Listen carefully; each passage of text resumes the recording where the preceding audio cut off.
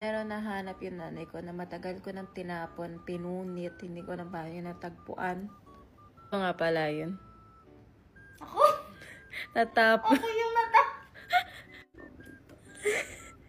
Ito nga pala ako ng bata, guys. Medyo masaya naman.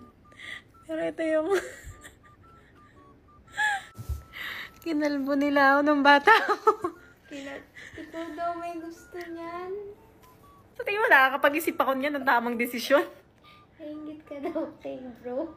Ano yung hair ko? Tingnan mo naman, meron pa akong tan line. Kasi syempre, paaraw ang bata. Oh, yung scalp ko puting-puti po. Tsa. Ano shampoo mo dyan? Hair ko mo. Eh, mas malakas to. Yung kalbo. Wow. Proud ka ba? Ba't mo ako kinalbo, ma'am? Ikaw may gusto niyan. Sa tingin mo, nakakadesisyon ng batang to? Nainggit ka kay Hashim, ginaya mo. Ako talaga lalaki ako nung bata ako. Pero... Mama, tinapon ko na yan dati. Paano mo nakuha to? Tinapo mo na yun? Dati, pinunit-punit ko to kasi ayoko na makita. Kapi ni nanay yan.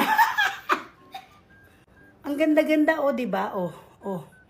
Tinawag mo ako para dyan, talaga. Ikaw nga, kinalbo mo ko. Para dyan? Para dyan. I swear, hindi ako nagpakalbo niya. Binit-bit ka ng tatay. Tatay mo ata nag-personal na nagkalbo sa ginanon. May shading ano siya, yung kanya. Stop. Sobra na. Guys, huwag niyo ikalat yung photo at yung mga ganyan na. Share ko lang sa inyo. Pero sa atin na lang. Let's keep it private.